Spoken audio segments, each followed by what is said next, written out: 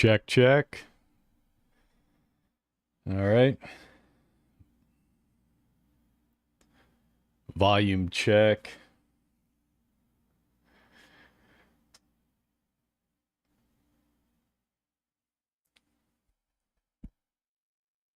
Everything looks good volume-wise. All right.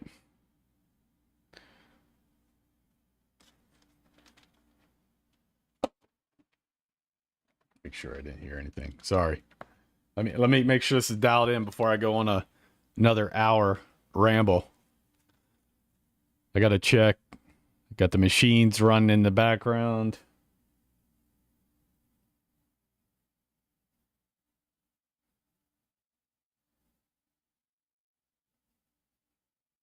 All right. I think it sounds pretty good. If anybody gets on here and it sounds like crap, let me know. You can turn the volume up or down, or if you hear a bunch of machines in the background, I can try to filter those. But let's go. All right, folks. So, had a bunch of people hit me up saying they got something out of yesterday or last night on the race prep for the Baja 1000 2022. And if you haven't watched that yet, you're probably going to be a little, well, I don't know. You might be a little confused during this one. But I'm going to roll straight from what we did last night into continuing the prep for the race as we would back home before going to actually pre-run.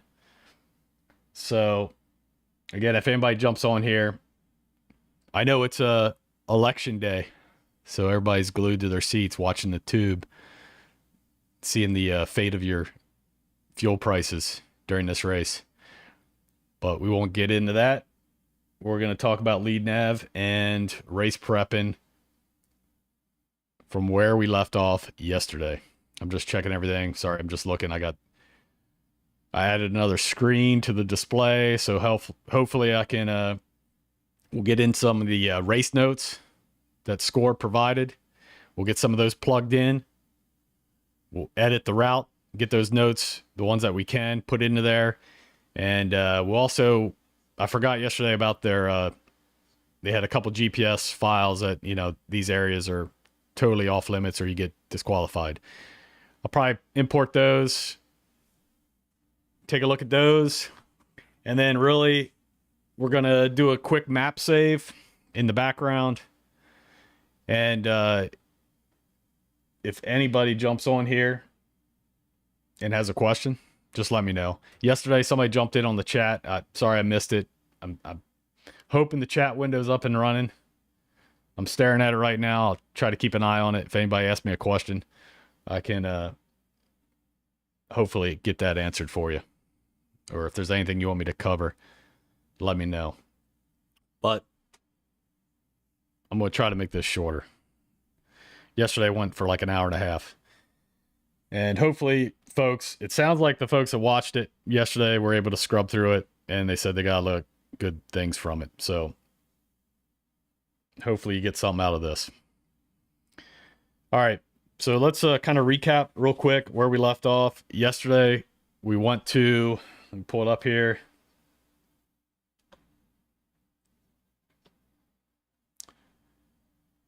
Went to Score's website. We pulled up the race info for the Baja 1000. We went down to the GPS files. And we found out yesterday that the GPXs that they provided, they renamed them and they capitalized the extension, so they did not work. Again, if you haven't watched yesterday's live stream, it's still up. You can go watch that, catch up. But we had to fix those. We imported those from the computer into LeadNav, and then we converted the 7 route or track segments. We converted those to routes. We merged them all together, and then we took their patches and we plugged those in to the middle of the route, and we made one complete route file. So And I went over yesterday, and what we'll do today, we'll go in and add in some of the speed zones, the obvious stuff, the obvious notes. We'll take a look at the note list. We'll also, don't let me forget, I may, but I'll go in. We'll probably do this right away. We'll enter in these DQ'd files into the collection just to take a look at them. Well, what else? My goal with this, and I got blown up today about, I don't know, 4 dozen times. I pointed a lot of people to the video yesterday. A lot of them said it helped them out, and they appreciated it. So that's why I'm doing this again tonight. But hopefully I can get some of the questions answered. But my goal with this is you're going to have to learn to do this regardless, because what we did yesterday, you'll have to do when they put out the start and finish before race day. You'll have to merge those in, convert those, and splice them into the route. And you're also going to want to break up depending on how your pre-run goes. I know you go with a plan. Folks that are swapping drivers, you every time you go in, you're like, hey, we're gonna swap at mile marker this and this, and you have this plan in your head, and you want to have that plan going into pre-running, because the way LeadNav works, you want to have one person focused on one route section, taking those notes. And because what you don't want to do is have 2 different drivers or 2 different pre-runners overlapping notes and then trying to merge them. It's a nightmare. So you definitely want to go in with a plan, like, all right, hey, Damien, you're going to take this section. Jeff, you're going to take this section. Billy Bob, you're going to take that section. And you go down there and you pre-run. But when you get down there, you're going to do your section. Jeff's going to do his. Billy Bob's going to do his. And then you're going to realize, well, hey, why don't we just give Billy Bob an extra 100 miles on the tail end or the front end, because it makes more sense to swap there. So when you're done pre-running, you're going to take those files like we did yesterday, merge them all back together, and then you're going to want to split them up where you're actually going to have a driver swap come race day. So it's important. I could sit here and put out a race file every race and say, here you go. But hopefully with this stuff that you all learn something about how what the tools in LeadNav that you have to kind of do that stuff on the fly, because you're going to have to do it. So anyway, I'm already rambling. Let's get into it. Let's first take these. It'll be a little bit of recap too. Let's take these DQ'd, if you enter any of these areas. Let's take that GPX file and take a look at it. We'll import it. Make sure you're up on the screen. Let me see. Yesterday, I find it hard to believe because I know people are on here and the chat window's not moving. So again, let me scroll down here. Make sure that I'm getting chats if they come in. I want to be able to answer your questions. That's the point of doing this live. So check.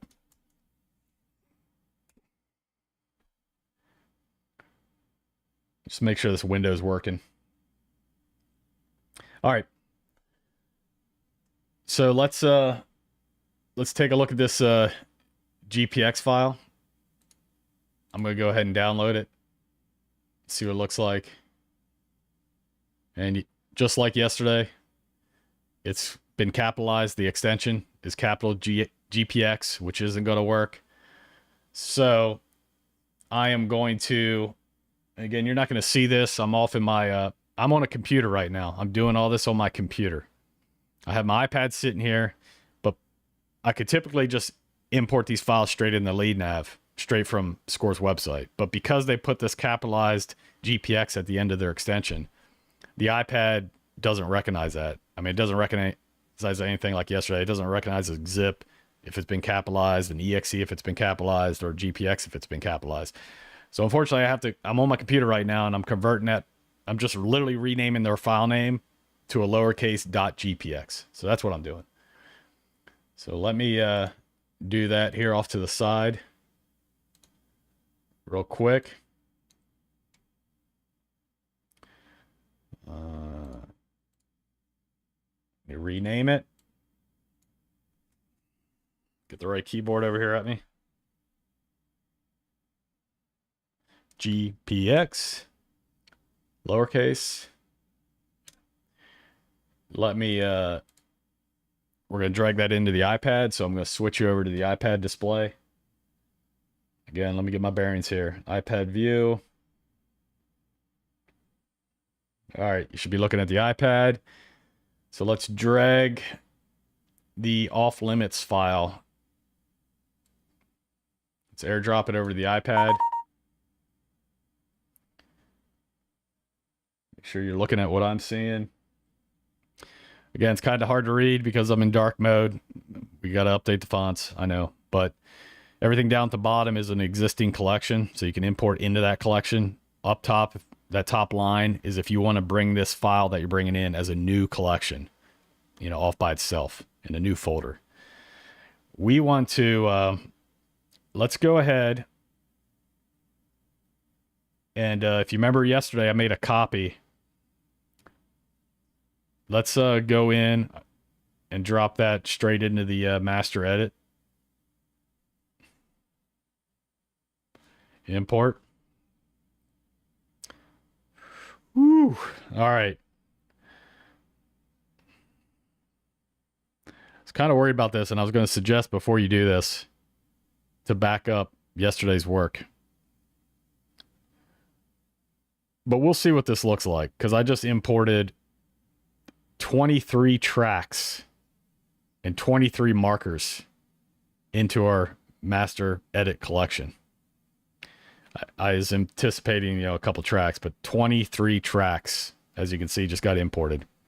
So that's why I'm doing this live. You're going to see me screw up. You're going to see me kind of think through this process and learn from my mistakes, hopefully. So I was going to put it out right at the beginning. I even thought about it before this. I was like, look, even when you're pre-running, you get done pre-running for the night, we'll usually duplicate the collection and we'll name the collection from that day. You know, that was maybe day 1 pre-running. We'll name it day 2 pre-running. Duplicate it the next day, day 3 pre-running. And then we'll always back those up to Dropbox or the cloud once we get to a Wi-Fi hotspot, or I'll at least send it to my phone or my laptop if it's with me, which usually isn't while you're out there pre-running. But usually you can hit a Wi-Fi hotspot. I feel better if I get it up to the cloud, but I'll at least share it to another iPad in the team, maybe the Chase iPad, just to back up my work, or I'll at least send it to my phone as a backup. So again, before we started this, we should have duplicated the collection, and we could have maybe named it, 2022 Baja 1000 day 2 edit or something like that, just so you know it's the second day. And just kind of keep a trailing history as you go through the phases of prepping this file, so you don't fat finger something and delete it. But we'll see here what just happened. 23 tracks and 23 markers from this off limits DQ'd if you go into any of these areas file. Let's see what it is. Hit OK. Let's see. Let's just move the map to trigger them and see how bad we screwed this thing up.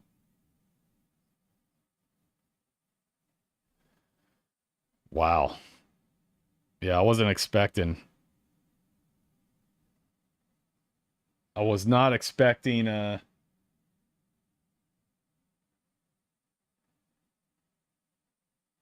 22 off-limit areas. Let's kind of just scroll around and see what we're dealing with here. May not be too bad.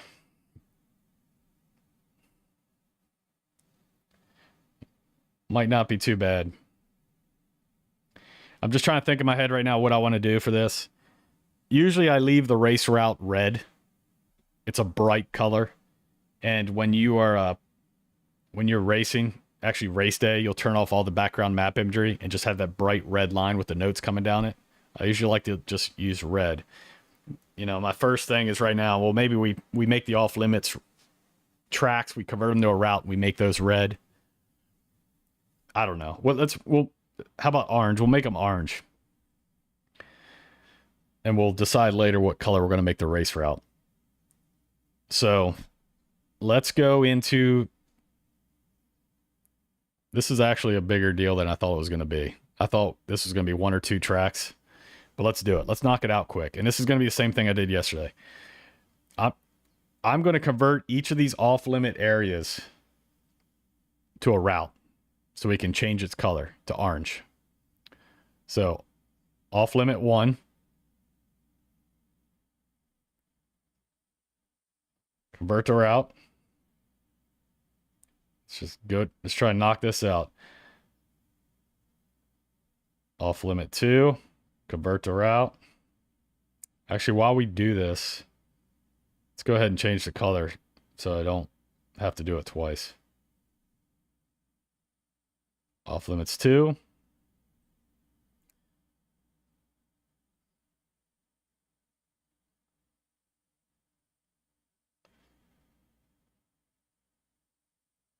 I'm just double checking from yesterday.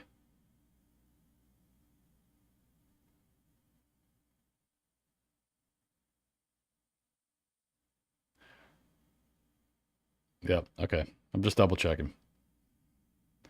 So let's go, where was I? Let me double check now. Let me go back to routes. I got a little confused. See, it happens. Between tracks and routes, remember tracks are just your breadcrumbs, so we still had all the tracks in there from yesterday, all the individual tracks, but you can see it in a route level, in a route in menu folder. We still have the, from yesterday, the 22 Baja 1000, November 7th complete. I left that patch 2 in there yesterday because remember, I don't know what the heck that is. You're going to have to find out race day what that is. So far I converted off limits 1 and 2 to a route. While I'm in here, I didn't do the first one. Let's change the first one to orange. And we'll go back to 3. We'll kick off at 3. That's where I was. 3. Convert to route. Choose color, orange. 4. Convert the route. Choose color, orange.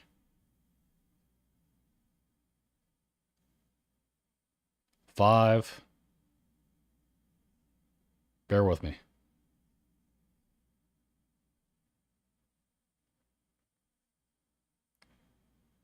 6.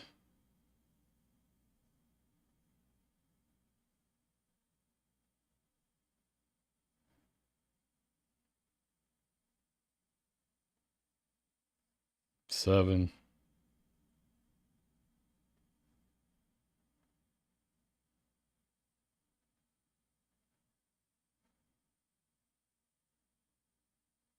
8.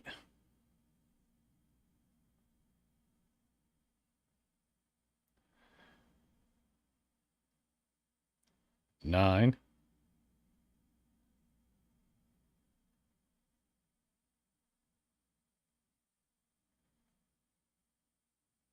10.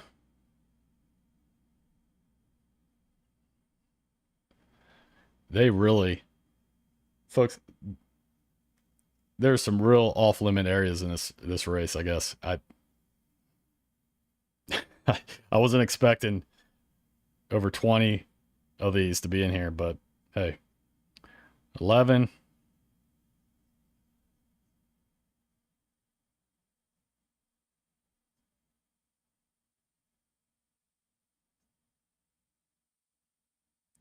12.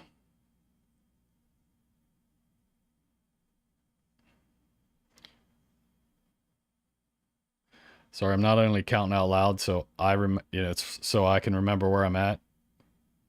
It's also for anybody else coming on the here, wondering if there's any audio while I sit here and do all this.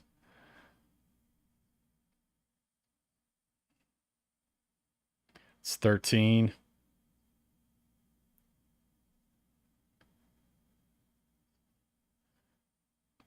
14.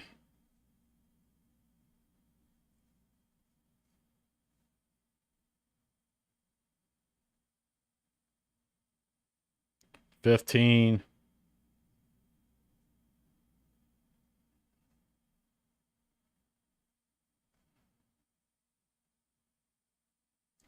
16. Come on, everybody count with me. If you get off track, you can look at the route list where you got to. I'm at 16. 17.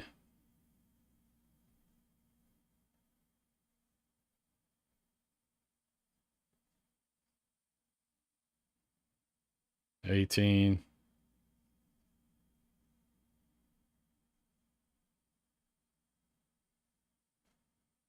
Almost done. 19.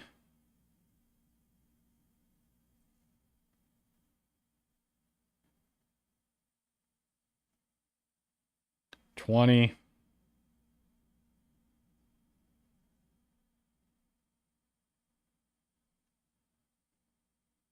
21.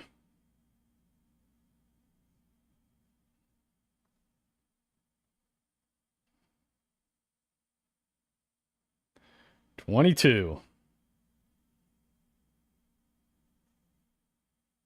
Now, let's double check. Counting down. We got them. All right, there's our routes. So now we have the main race route. We have the patch that we don't know what's going on with yet, that we haven't put into the route. I'm assuming it's, again, a sportsman cut or something like that. And then we have our off limits routes in orange. We still have the main route in magenta. But if you want to change that into anything else, let's go ahead and change that back to red. Again, it's a nice bright color for race day. Let's look at that patch. What color is that patch? Let's put that patch yellow, because we'll just put it in, make it something else so we can kind of see it. Maybe if you're pre-run, you could check it out, or you can ask them with an iPad in your hand, at the race meeting what that's about. So now we have the race route in red, the patch in yellow, that were the questionable one, and then we have all the off limits sections in orange. So let's go to the map, and now you can see, and the routes are subdued if they're not selected. Obviously, they're going to look like that. But you'll at least see the orange routes off to the side there. They're not very bright. They're kind of brown until you trigger them. If I trigger one, So a couple of these are interesting. I mean, I haven't seen this before. This many off-limit sections put out. Maybe I just wasn't paying attention. Maybe I went down some of my own. I don't know. But like this one right here, I'm just looking at it. I mean, that right there seems like it would be pretty easy to accidentally go down. If you... Which way are we going here? I mean, obviously, if you just send it by accident, blow through this, now you're on it, and you're DQ'd. I don't know. But they put it out, so let's just enter them in there to be safe. When you're pre-running, you can avoid those, and we'll maybe put a mark in there, letting you know, big, hard right, so you don't blow through that corner and hit that DQ'd area. All right, so that's it. But we got them in here. Now when we're going down editing, we can take that into account when we're putting in our notes. Again, maybe we can put in stay straight, don't go, whatever you want to do. Or when you pre-run, you can get eyes on that off-limits section. But they're in there. The other thing to go along with these is a lot of folks were hitting me up about the chase routes. Score didn't put out the chase routes this year. Let me look. Let me double check. Let me double check here. Make sure my volume's still good. All right. Yeah, I don't see... They didn't put out any chase routes. Usually they do. Folks were hitting me up if I have them from the previous years. I don't. I'm sure somebody does. I'm sure you can look back at some of their old files and find them.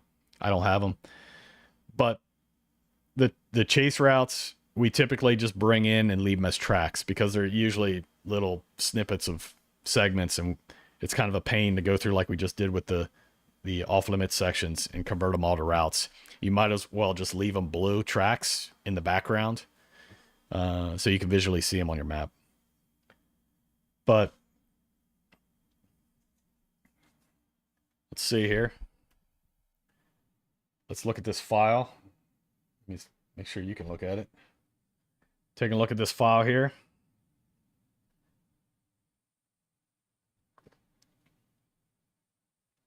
All right. I think we're good with the actual course, the actual route. We could go pre-run it as is, but we're going to do some pre-running here at home. We're going to enter in the danger list, make sure those get all added in. As I put out before, it's kind of tough. I wish Score would just put out like this, their danger list. I wish they would just put it out as a GPX, just a GPS file like everything else, like every other race does. It would be super easy, because then we could do some things like I went over yesterday with the California 300. You can go watch that video from a couple weeks ago, how we prepped the California 300. But when they provide a danger list GPS file, we can kind of shuffle collections around, and we can literally, with a click of a button, import every single actual point from the danger list into the route in like 5 minutes. And then you might want to go through the route and add symbols, but the verbiage is all plugged in as a waypoint into the route. We'd be done like that.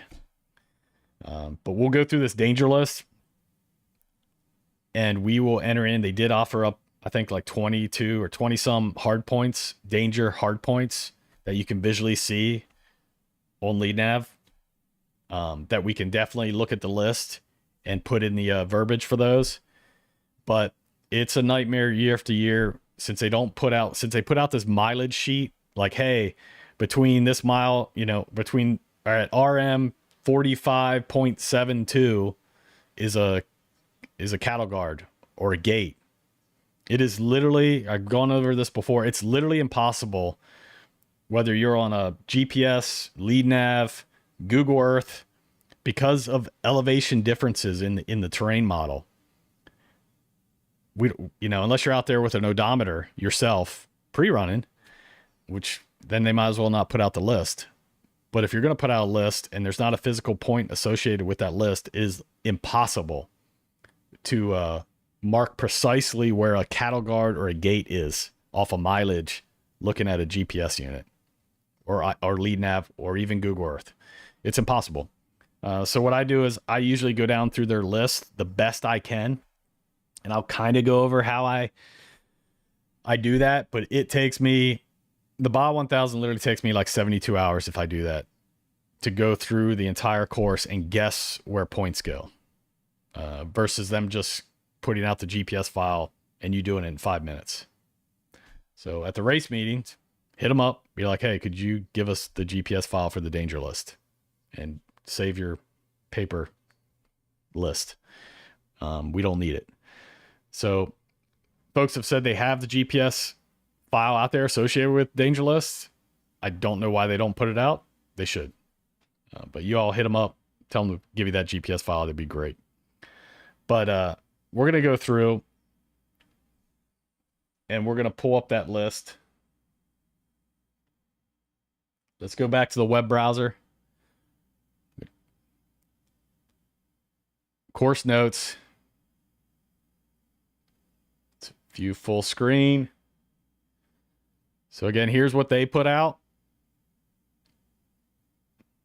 And obviously you can see where VCPs are, because there's a VCP on the map. And actually here, let me show you something here.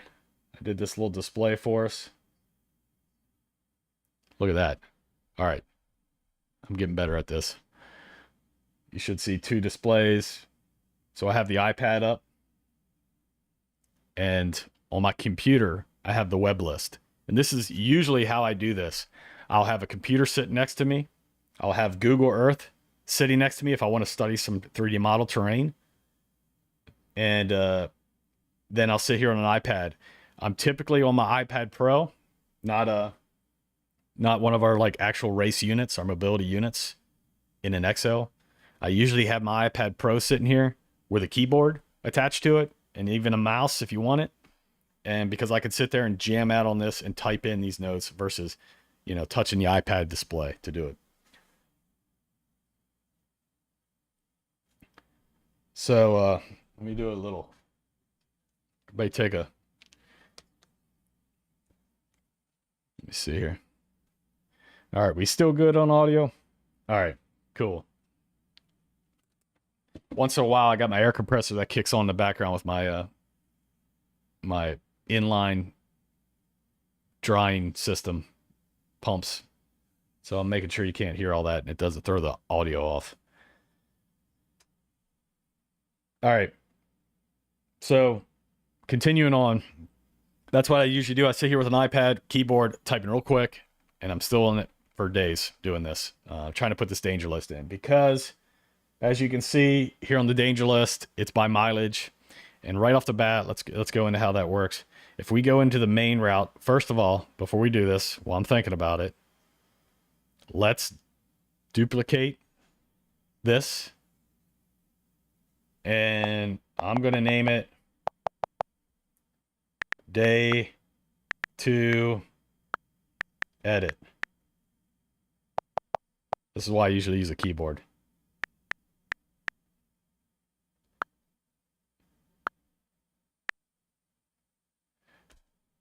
We're going to duplicate all the work we've done up until now, yesterday, into a new collection.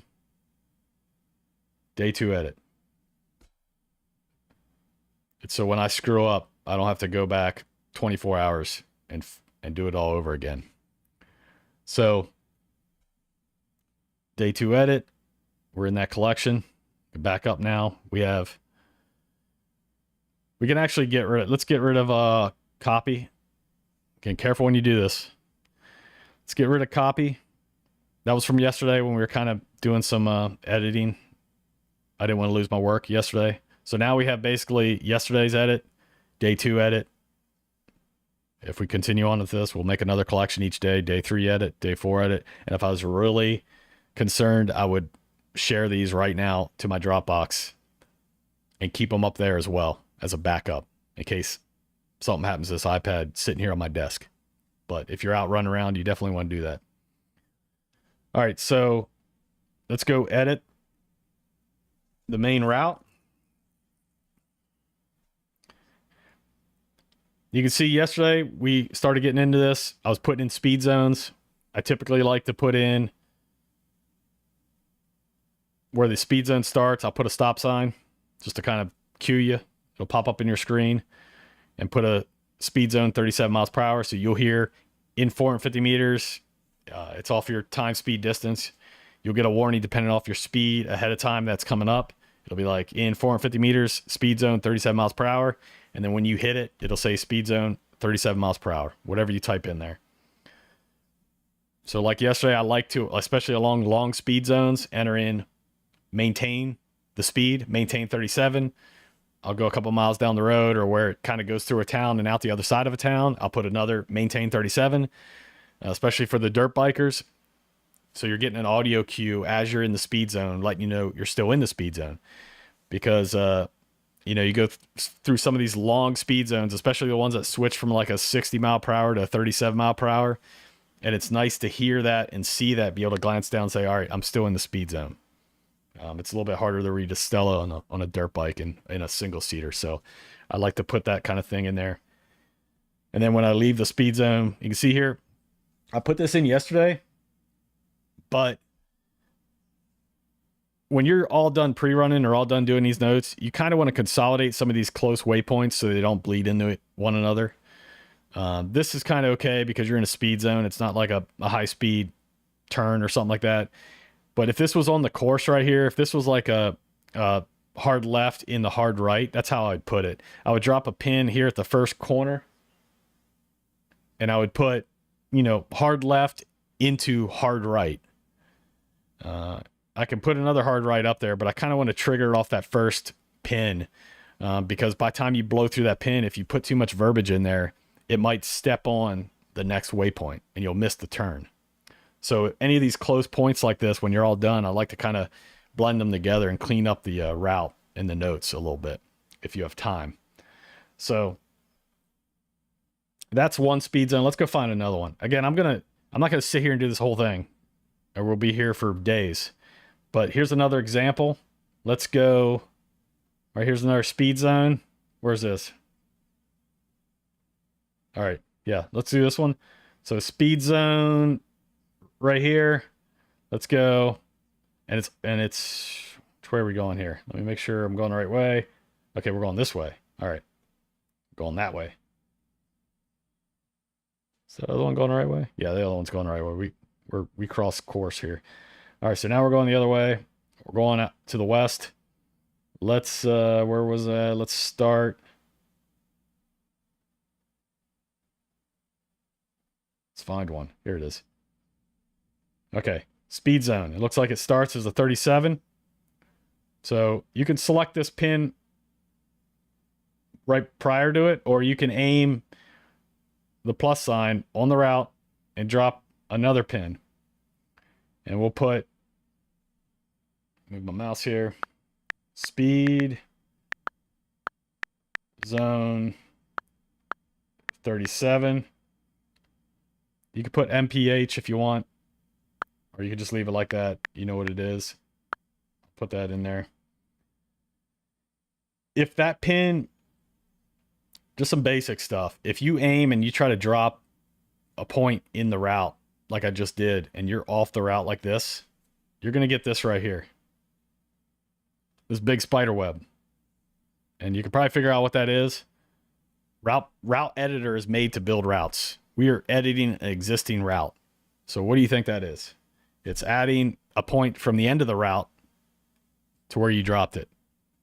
So if you scroll back, it's coming all the way from the end to where you just dropped it. So if you accidentally do that, no big deal. Down here on the bottom right, you got the little X. You can delete last. You can actually see next to the that X, that delete button, there used to be, we still have it in there. We haven't like totally phased it out, but it's there as a reminder to us. We used to have a delete all, and that would literally wipe out the entire route if you hit that button to the right. And we even put, I'm talking about this down here on the bottom right of the display with the circle X. We even put a big pop-up in the middle of the screen saying, warning, this will literally delete your entire route, all the work you've done. And people will still hit that. Yeah, go ahead and delete everything. So wasn't really worth it. Again, it was happening more to the racers, not folks who were building the route from scratch. It was there originally because we would jam out on a route really quick. Like we'd be in the field and we'd be like, hey, I need to get from point A to point B. I'd be like, bam, bam, bam. I'm looking at the terrain on LeadNav, studying it in the field. I'm dropping a route. I need to get from this place to this place. Let's do this road. And then you get done, you'd be like, no, we can't go that way. All right, delete all. Let's go this way. And it was made to build a route from scratch really like quickly in the field. But too many racers were hitting delete all and wiping everything out. So we got rid of that. That's in case you're little history, in case you're wondering what that is right there on the bottom right. It doesn't exist anymore. You can't hit it. So again, you got to just aim at the actual line. Same thing goes for, like, if I'm going to drop a serpentine right here, see, I just added it. It kind of flexed it within a certain distance. It'll flex the line to it. Like if you mess with it, like if I come over here and I go right off the side here, see it snaps from the end. I go a little bit closer. It has a little fudge area where it snapped it over there. It's not a big deal. Drag it back if you want. You could delete these pins by clicking on them. So I'm kind of getting on a tangent here. So let me try to stay focused. So we have a speed zone, 37 miles per hour. Maybe up here, we'll just have a turn left. However you want to interpret that. Like some people like to put stay left there because it's not really a turn. It might be a turn. Doesn't really look, it just looks like a curve in the road. There is a road branching off to the north of it. So you might want to put a turn left there, but you can put a stay left.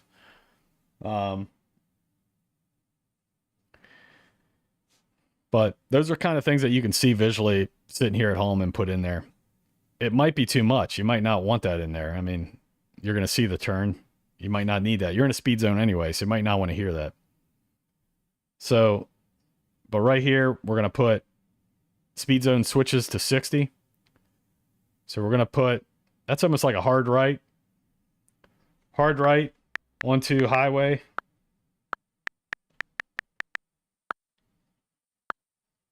Speed zone 60. All right.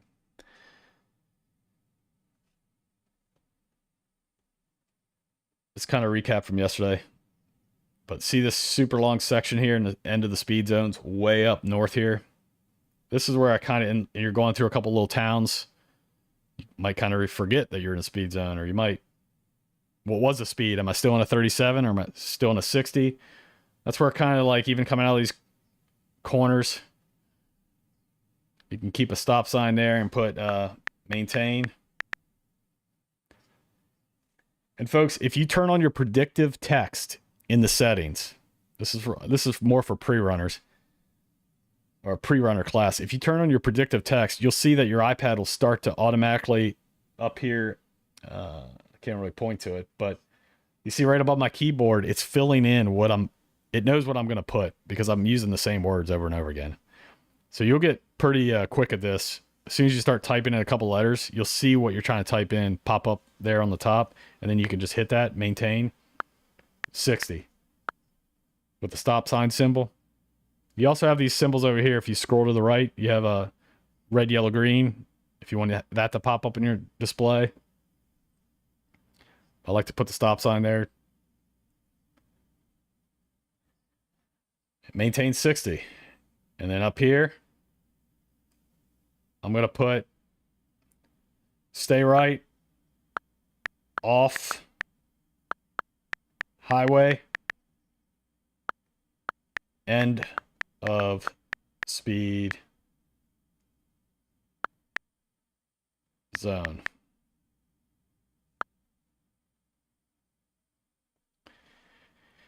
It's up to how you do this. I usually like to put my caps here and there. I kind of play around with my caps.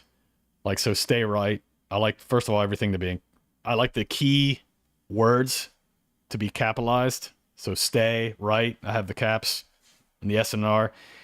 And then the kind of like the, what you're doing, the off, I cap the entire word off. Just kind of like, as you're bouncing around, kind of say stay right, off, things like that. Like at the end of some of the dangers, I'll put exclamation marks and I'll space them. I'll put what it is, extreme danger, space, exclamation, space, exclamation, space, exclamation, depending on if it's like extreme or just danger or caution. I'll kind of do that at the end. So you kind of see that popping up on your screen, kind of refresh your memory visually. I'll do things like that. But stay right, off, highway, and a speed zone. All right. You get the idea on speed zones.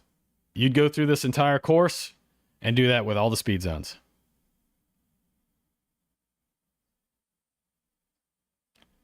Again, once you start editing this route, if you get so much on the screen, it's overwhelming. You can go to settings, display, and decrease the size of the labels.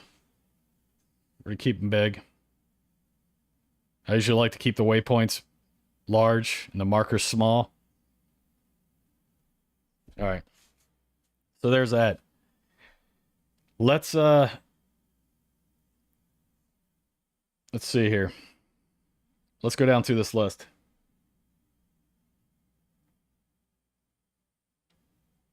I find it hard to believe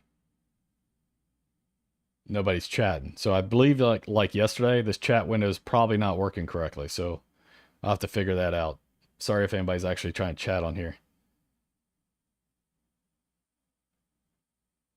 All right. So let's go down through this danger list. And again, the problem with this danger list is, first of all, we don't have the start or the finish.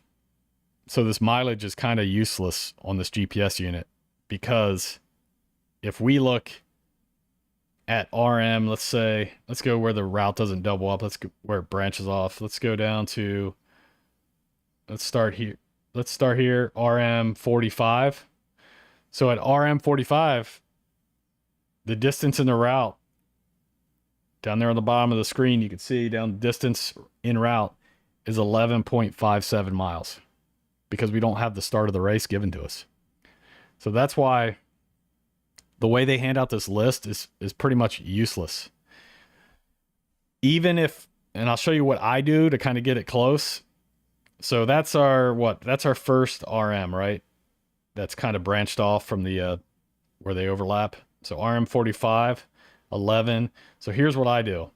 I go to the start of the course, which yesterday we kind of split up so we can tell what's coming and going. So if I hold my crosshair over here on that side, I see 763.46 miles. If I go over here, I see 192 feet. So I know this is the start over here and this is the finish, and it has the blue circle around it because I could continue to build a route off of it at the end. Delete, delete, right? So what I usually do is I take this start point. Let's get this back on track. I take this start point and I literally drag this thing darn near out to, let's see. It's actually easier sometimes if you put, let's put right here in the middle, we'll put a serpentine. And let's stretch this. This is what I have to do.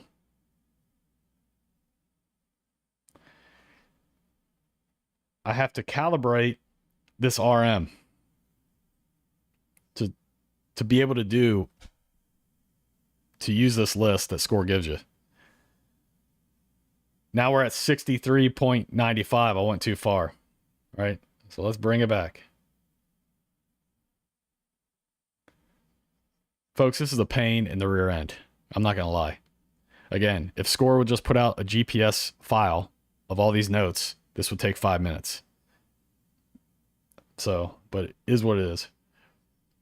So let me look at it now. 48.82. We're getting closer. Let's take a couple miles off.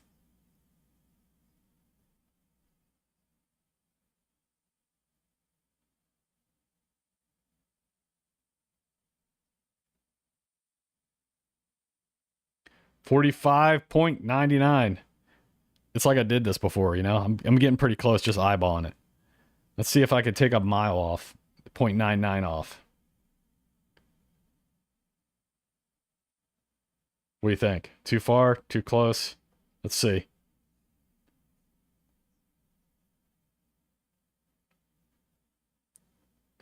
Oh, a little bit more. 45.19.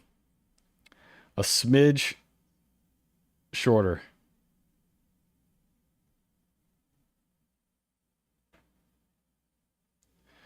$44.97. Close enough. I'm going to call that close enough. All right. So that's what I have to do to kind of kick off this list. Because the list, again, as you can see up here, hopefully it's large enough on my display I'm giving you. I can switch it back over to the large screen if I need to, but they give you the mile. They give you the interval, which, okay. Obviously, you can see where the RMs are, and they have the VCPs on the list. So those notes are kind of easy to put in because they're associated with a VCP that's visual on the map, like VCP 24. But the problem is these gates, and a lot of these you can kind of tell if you calibrate the mileage like I just did.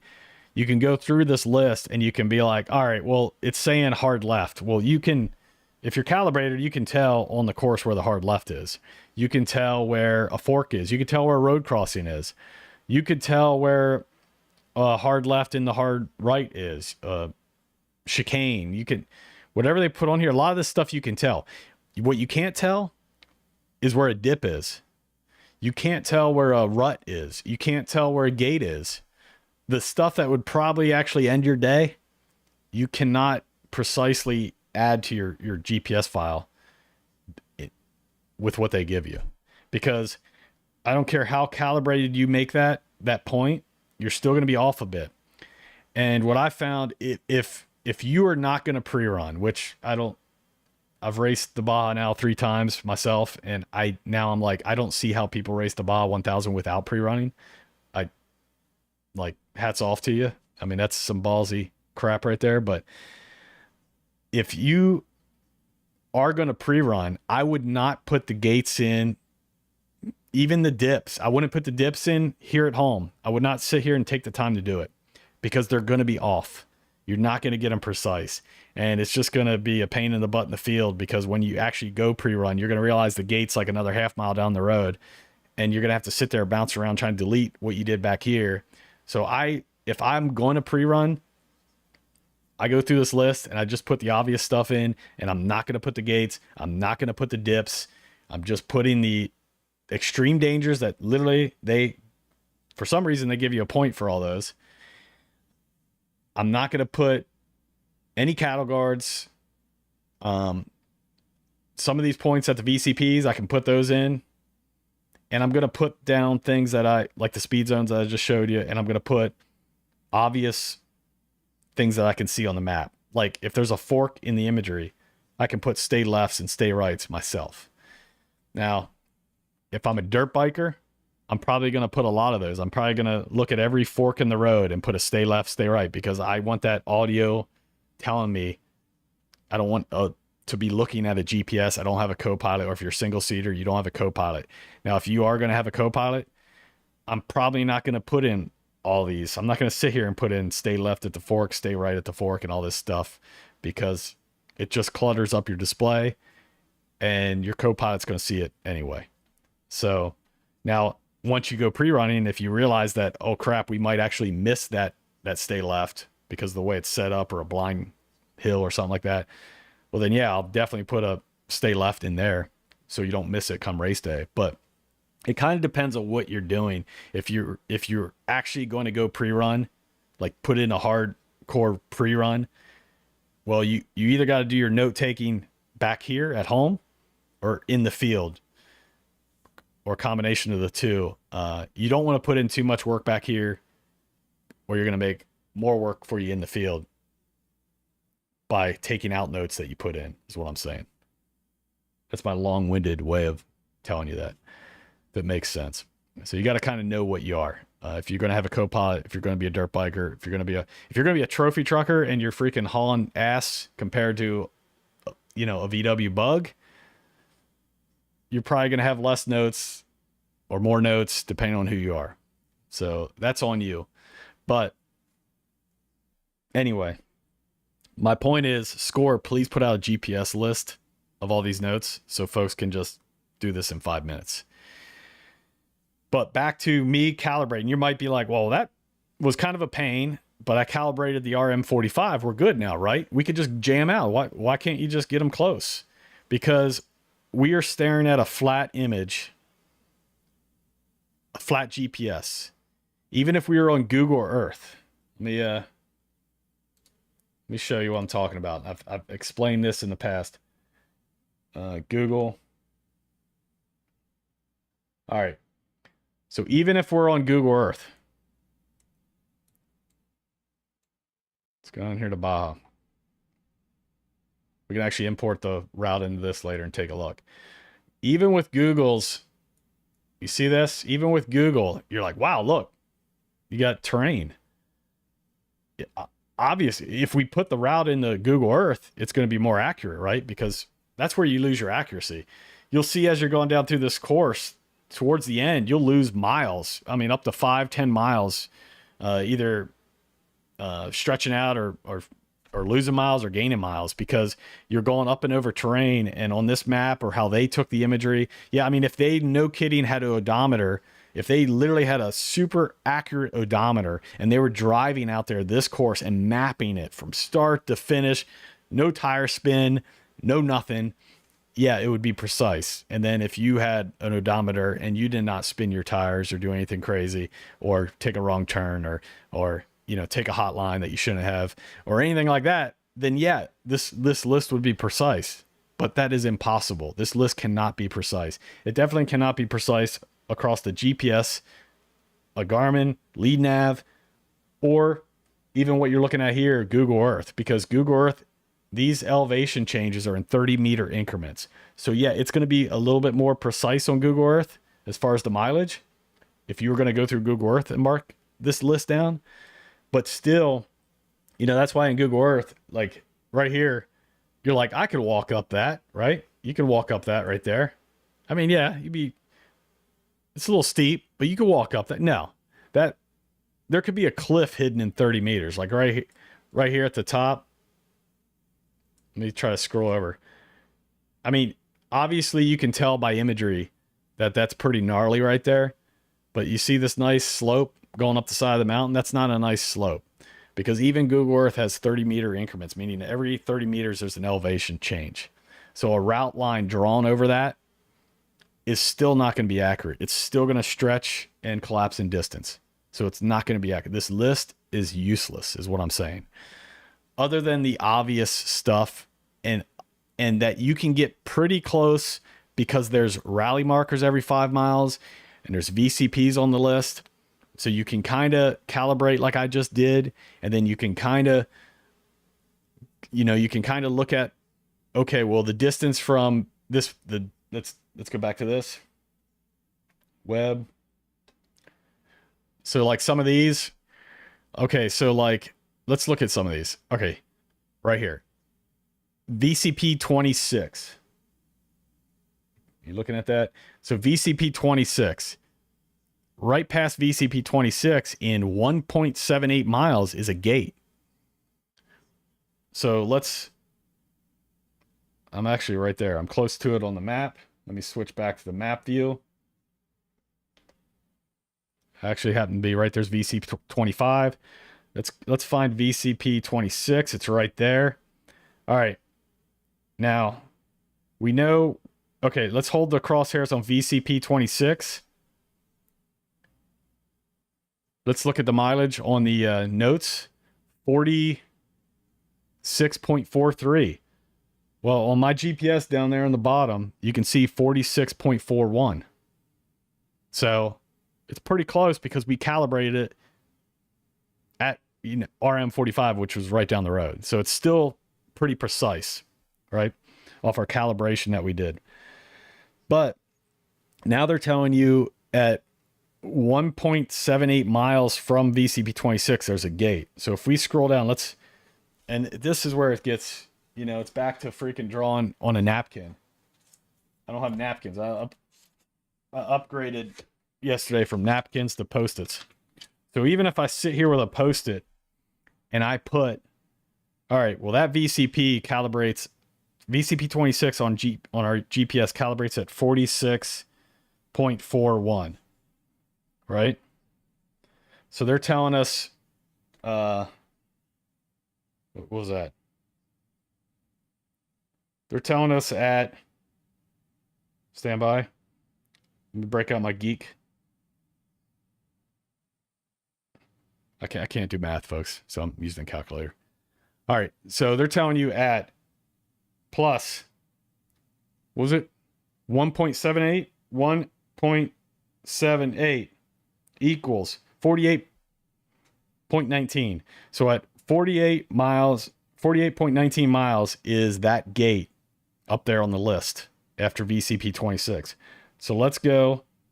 So either I could like watch the mileage count up on here if I'm really good at math and accidentally just butt dialed that in there. Let's bring that back. Or I can just sit here and do the math on a piece of paper on a calculator and figure out that point is at 48.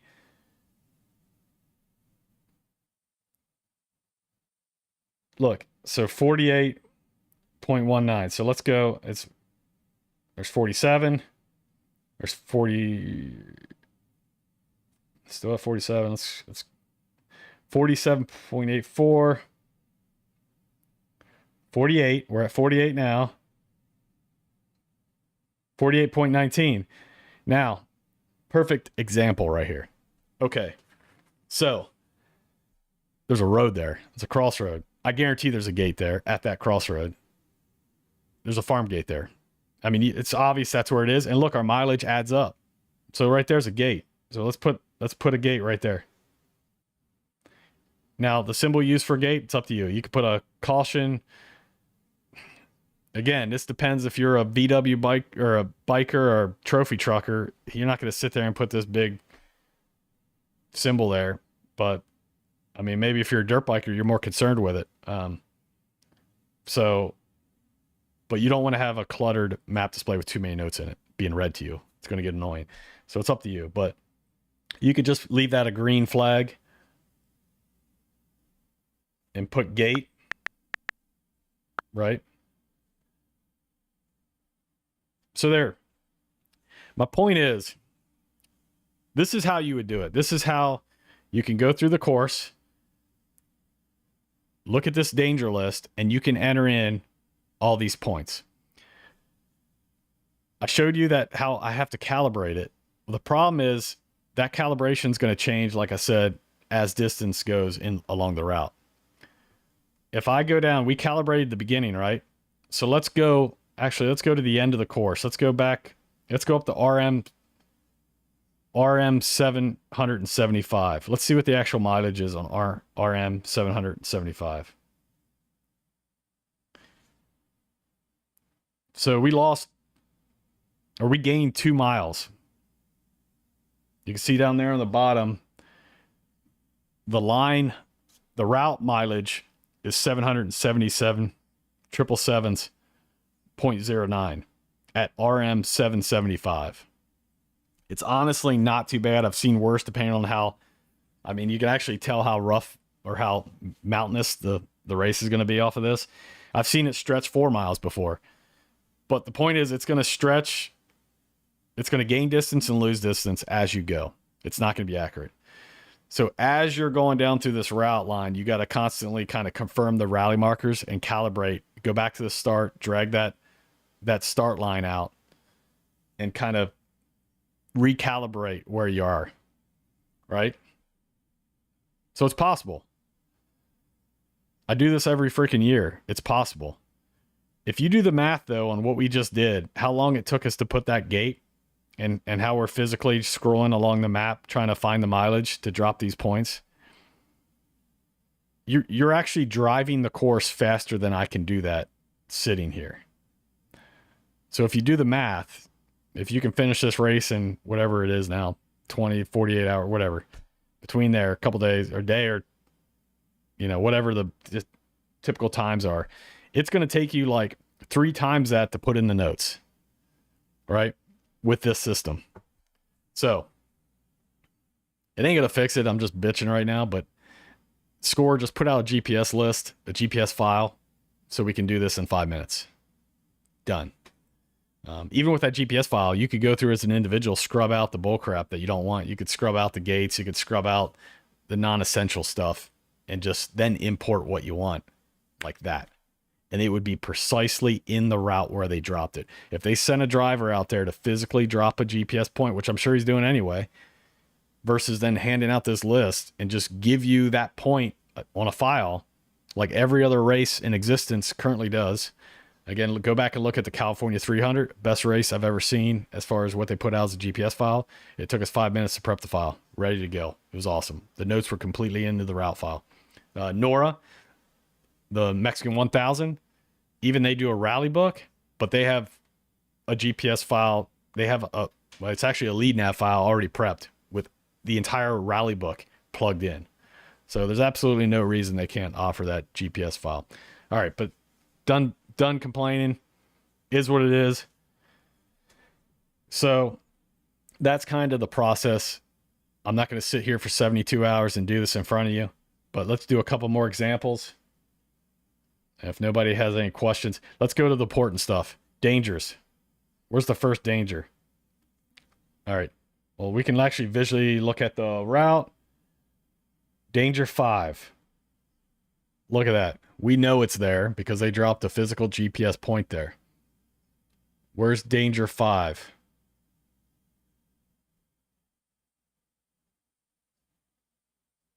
Let me look up here.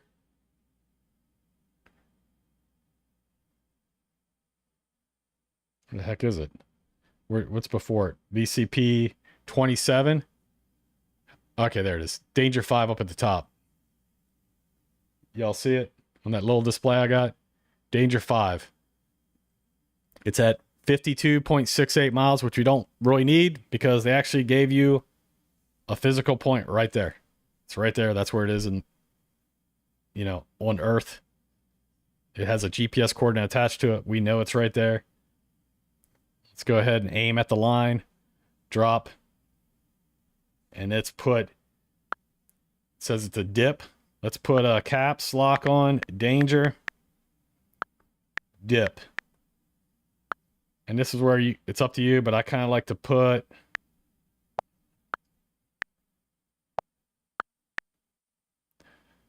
I'll put 1 exclamation mark at the end of that. If you actually go pre-run and it's a double exclamation mark kind of situation, you can put 2. You can put 3. If it's an extreme danger, like your day is going to end badly if you don't see that waypoint pop up on your screen, you can put whatever the heck you want in there, and she's going to say it and she's visually going to display it. So I'm just going to put danger dip, done. That's in there. So race day, you're going to get that audio cue in 450 meters off a speed distance. It's a 15-second warning. And then you're going to get danger dip. And we know it's right there. So let's go do one more danger. Scroll down through the route, look through this. And again, okay, so right here, we have one of those DQ'd if you go down this road sections. You see that orange? That's one of those DQ'd sections that somebody's going to know that you went down that, and you're going to get disqualified because they're going to have a sniper out there on this mountain right there watching you. And if you go down this road, you're going to get kicked out of the race. I don't know, but I probably want to go down the road because they marked it for a reason. It's spectator road, obviously. They're making it safer for spectators, it looks like. So good on them. But right there, I would probably put stay right. And I could probably look at this list and they probably have a stay right up here at mile marker, let's see, 61.79 up here on the list. They do not. They actually have a VCP there right after it. Stay right. So I'm going to they put a VCP in there so you stay on it. So stay right towards VCP. There you go. Those are kind of things I'd go through here and do. Let's go do a couple more. Again, I'm not going to make this an all-nighter. If anybody's on here has a question, I don't even know if I'm going to see it, honestly.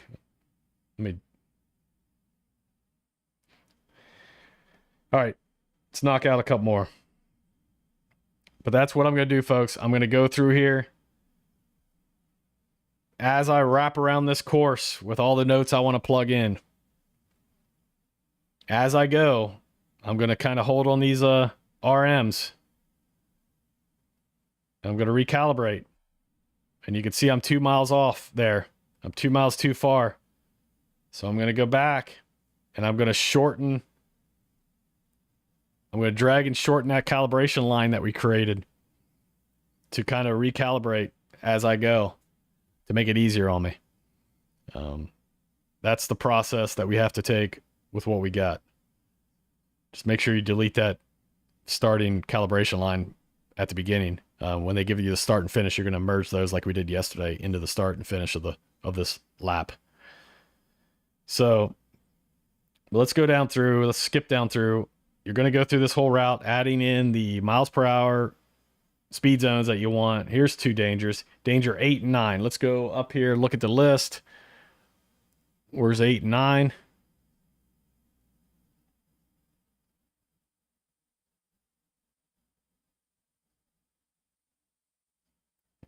It's kind of hard to RM 180.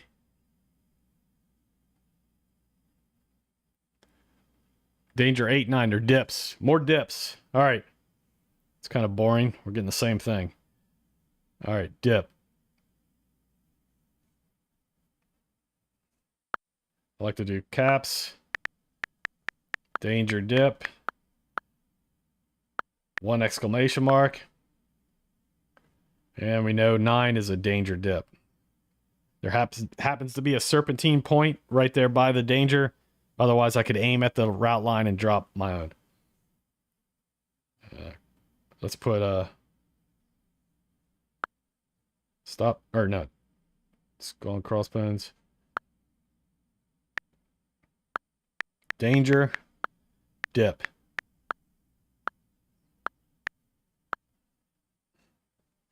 Danger dip. All right, let's find something more interesting. Let's get up here. Where's an extreme danger? I know there's one at the end because along the. Do we go along the beach? We're not going along the beach. Actually, down here we are. All right, there's got to be extreme danger in here somewhere. Hold on. Hard right. Looking through here. Oh, here's one. Can't really see it, but at mile marker 549.04 out in the middle of the route line somewhere, there's a caution big ditch on left, which I'm sure that's going to be a race ender for somebody. Somebody's going to be in that ditch. So it's probably important to some folks. And the way they got it listed on this danger list, you're going to have to calibrate, kind of figure out where it's at on your own, because there's no VCP or no rally marker near it. And they didn't offer you up a GPS point. So let's look at it. Caution big ditch on left is what I'm looking at. If it's too small in your display, it's at 549.04. So let's look for 549.04.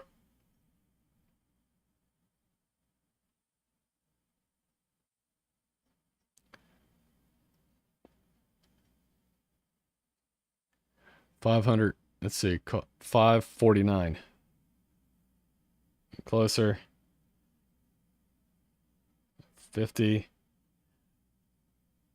49. All right, here. So there's rally marker. There's RM 450. So let's look. 49.04. There's 450. Let's calibrate 450. We can see we're already, we're almost 3 miles off because we're going up and down hills. So the GPS route is almost 3 miles off right there. So at 450, we have to lose 2.47 miles off the calibration. So let's go back here to the calibration line. Let's take off that much. Let's go all the way back down here.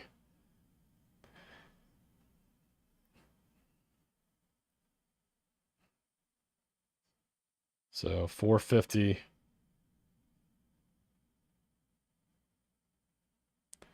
Look at that.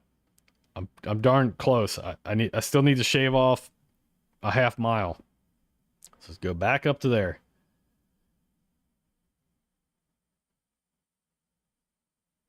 That should put us pretty close.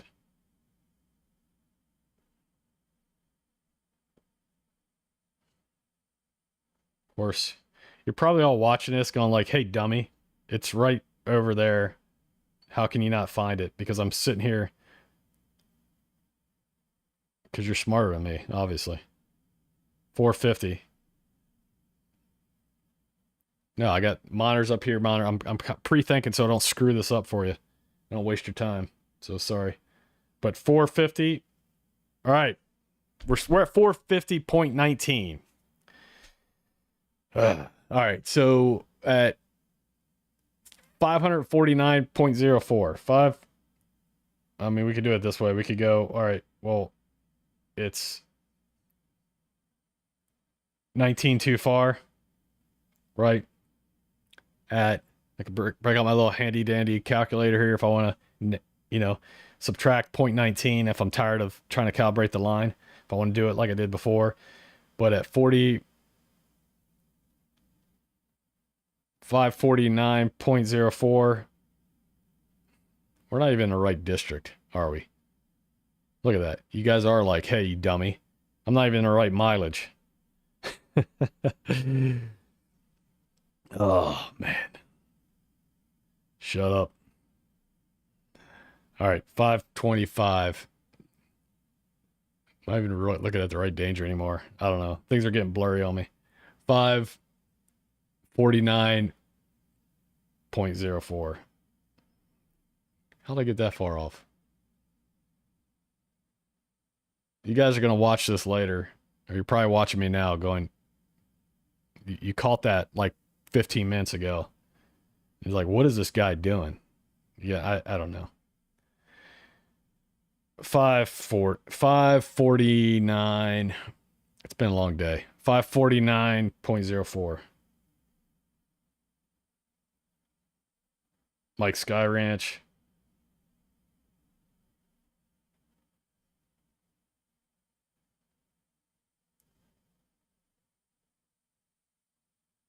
By 20.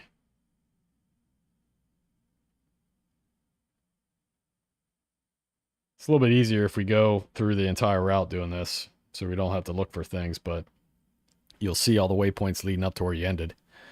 But I'm just trying to give you some examples, and I screwed it up, so sorry. 549.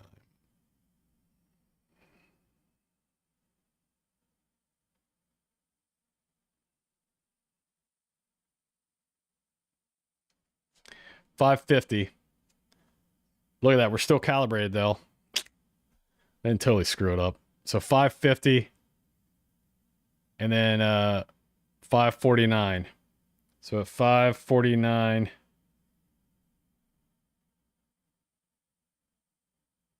probably guess where it is on the imagery. 549.04. Oh yeah, here we go. Right there it is. All right.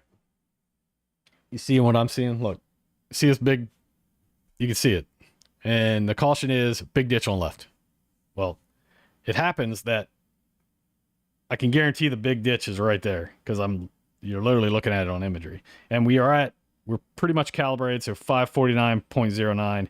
I'm going to say that it's safe to say that danger, what were they calling it? Caution?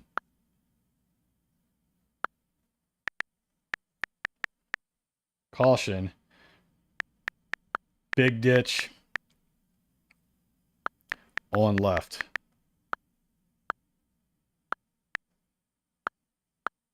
Maybe I'll put 2 exclamation marks in there. You don't know. I mean, however you're feeling.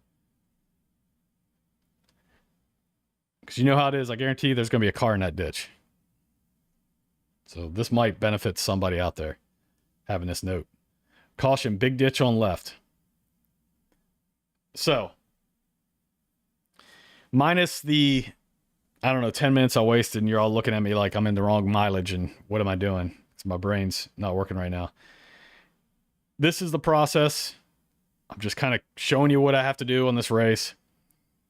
It's a little bit easier than what I'm showing you because you would be starting at the beginning of the route and working your way down it, and you're going to see all these waypoint pins piling up. So when you are going back to calibrate and coming back down to the point and looking at this this mileage list and these notes, you're going to be working down the route, and it's not going to be hard to find the point you're looking for, like it was for me. But that's what I do. But again, this is the only race of the entire year that you have to do this for. And it is to the point where I've done this now since 2014. I am, this week, I've been slammed getting race packages out the door. Folks hit me up and they're like, hey, are you going to offer the, all this work that you do? And sorry, but it just got overwhelming this past couple weeks, and I just wasn't I couldn't sit here and do this for 72 hours. And my hope is that next year we don't have to do this. Please, Score, just give us the GPS file. A couple folks on Instagram did say that somebody has the GPS file. That's cool. I'm not going to go hunt it down at the racer meeting in the debriefs. Just say, hey, could you all just give us the GPS file so we don't have to do all this? Their answer is going to be like, well, you should pre-run. And you're right. You should pre-run. But again, some of these notes make it easier to pre-run because you're not sitting in there in the field trying to put in everything. Whereas you can do most of it at home and then put in the serious stuff and run the notes they give you mentally in the field, prepped and ready to go. So you can save time while in the dirt. So whatever, it would be, put out the GPS file is what I'm saying. But I probably spent about 30 minutes complaining on here, so apologies, but it's kind of rubbing me the wrong way a decade later. So that's it. That's the process. I'm going to go down through this list, enter in all this stuff that you want to see and hear, enter in all the speed zones. And 3 days later, you'll have the notes the way you want them. And like I said, you might not want all these notes, so you can scrub down through here in order and put in the key stuff that you want to see. And if you really want to sit here and get geeked out, and if you're not going to pre-run that heavy down there, you might want to sit here and spend the time to put in all these notes. And you might want to put in some extra notes, some extra stay less. You can also, I'm not going to cover it tonight because this already drug on longer than I thought it was going to do, or thought but you could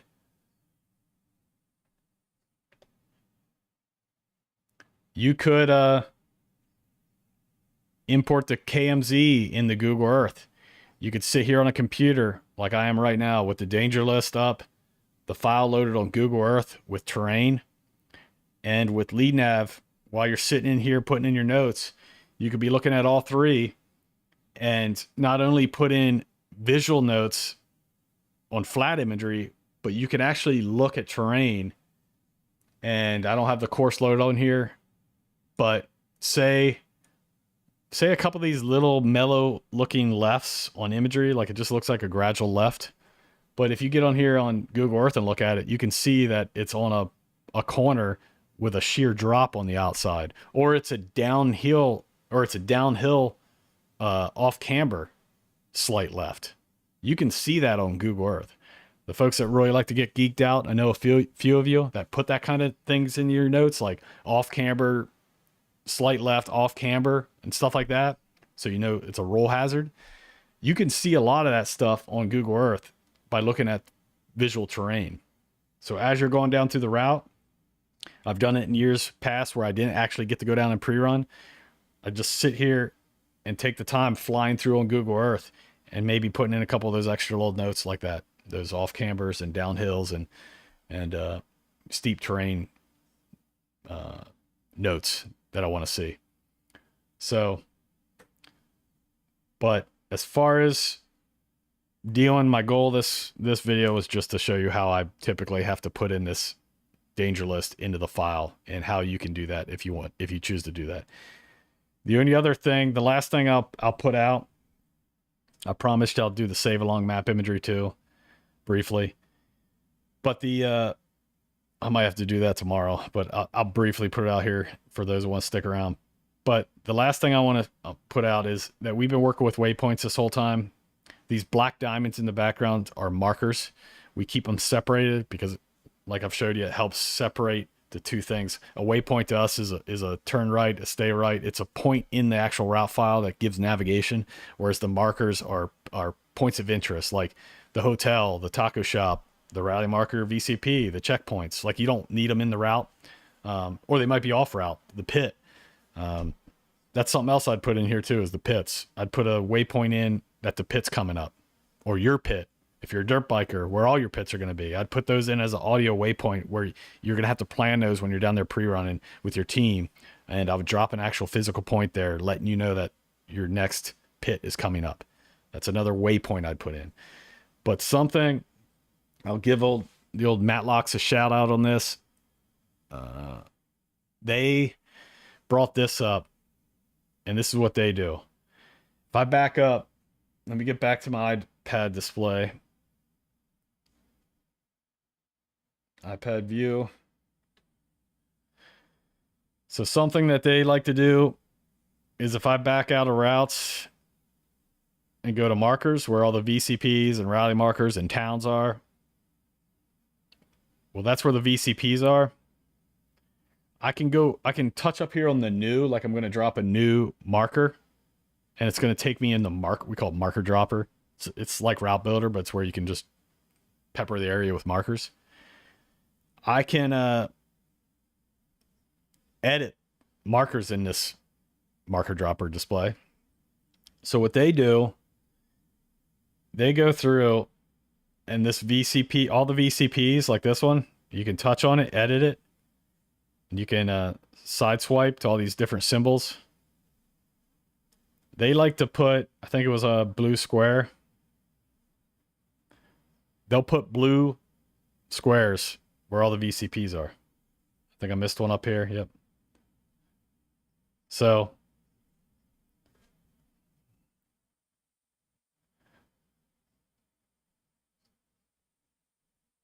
there's that.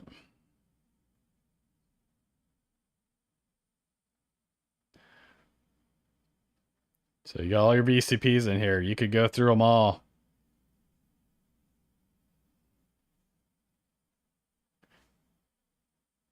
Again, it's time consuming, but it's not too bad.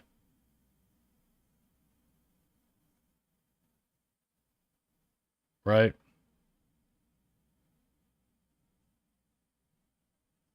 You get the idea? Because they come in defaulted as these black triangles. So you can go in and edit your markers. You can give them symbols. Even the towns. Let's see here. Like right here's a town. Or it's a ranch, probably. I don't know. That's a ranch. But you can go in here, and if you want to, I mean, if you're really serious, and you can mark that as a town symbol or something like that. Right. Actually, if you go in here and you'd be like, I mean, there's symbols in here for hotels and stuff like that you can use. Right.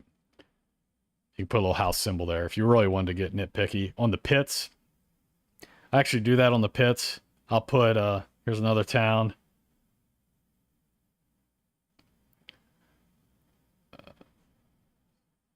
On the pit and the checkpoints, where are they at? Where are we at here? It's got to be one over here. Here's a pit. BFG pit. I typically use, well, there's a fuel can symbol. Star. It's whatever you want to use. Fuel can right there. Actually, I take that back. We usually mark the gas stations when we're pre-running with that symbol. I think sometimes I'll use like this little symbol for the pits, this little bullseye symbol. It's whatever you want. You can go in here and mark up your markers however you want them.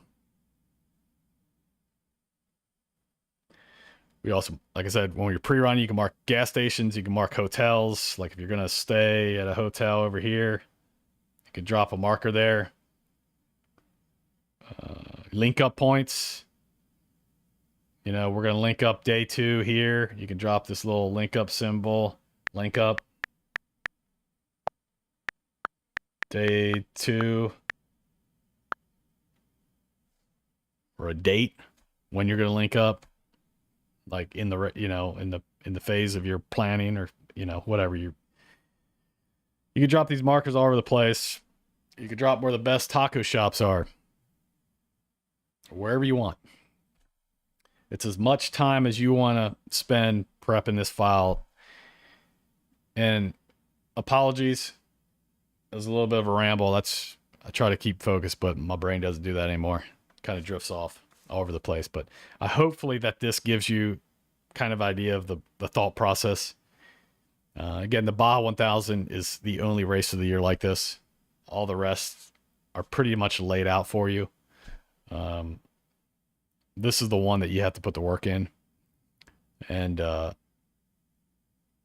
you know, those are the kind of steps that I take to prep the file. And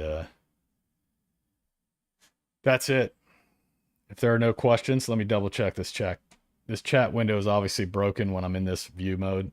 I need to fix this because folks yesterday chatted. I didn't get them. I will fix that in the future.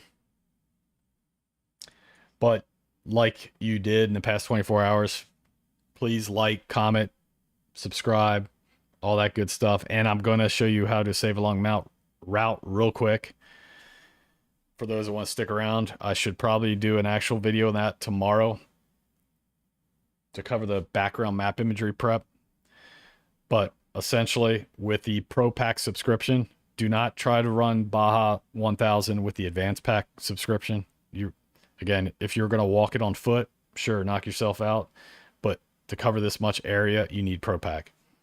So with the Pro Pack subscription, if I go down here to maps, I will suggest if you're going to use one of these map types, you use imagery world imagery. Do not use Mapbox satellite. Do not use this. You can even see how long it's taking the load right now. We are phasing Mapbox out. We got sick of them. We stopped dealing with them. We're using all Esri maps. And the Mapbox satellites are going to load slow. They're going to save slow. So use Esri World Imagery. And you can click on the cloud next to it.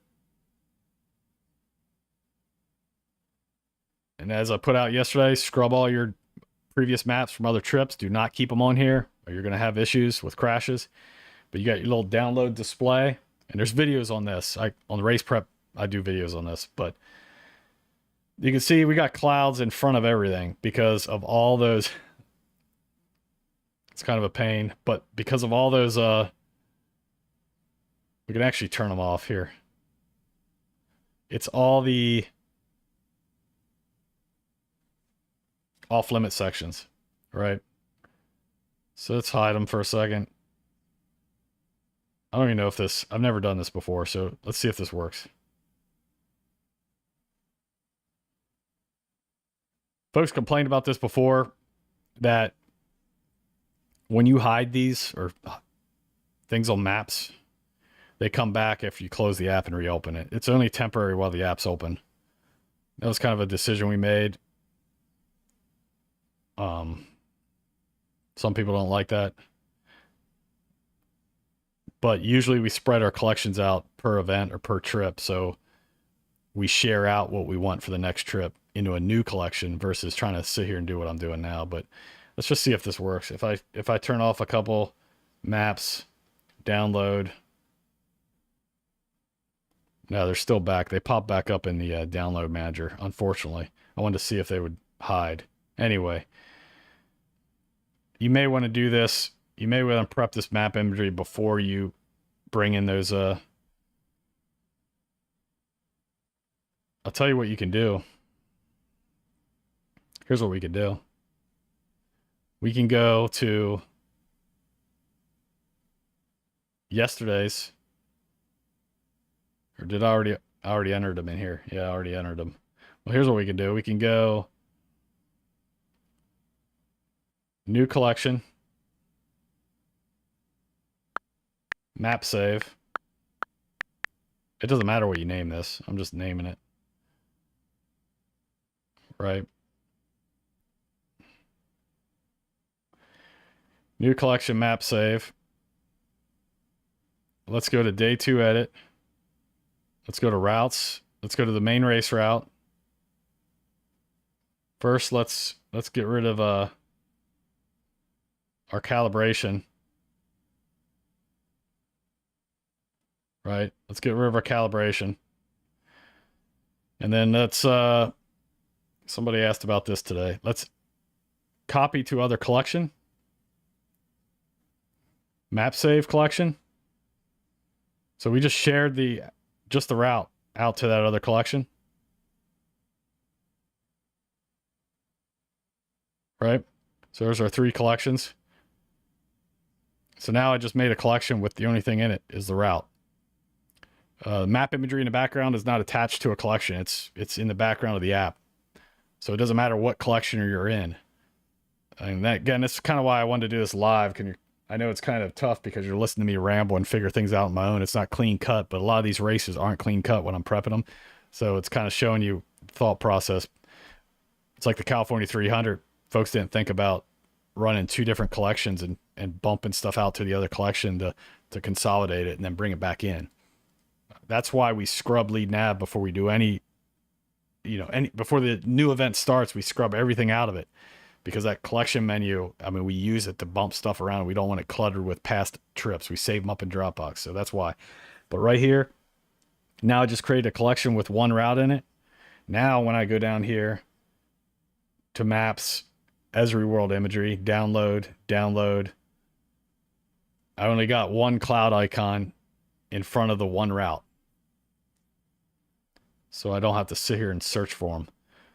So with Save Along Route, which comes with Pro Pack, well, you could sit here around towns. We could save a tile around Ensenada. Like right here, we can save a tile. Let's look with the imagery. Let's check out the imagery. There's 16 zoom.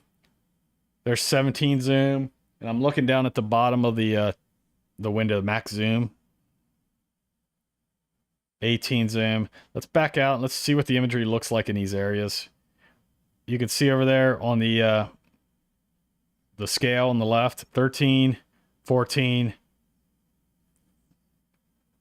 15, 16, 17, 18. So you'll see in towns, you have good coverage down to 18, but let's look around the course. 13. Let's go out here on the course. 14, 15, 16, 17, 18. Well, maybe they did some updates, but in the past years, all these satellites in Baja only went down to 16. But let's look down here. 16, 17, 18. Look at that. I take that back. I've been telling people this year that you're not going to get past 16 zoom with the maps that are available in the app. But it looks like, let's go over here.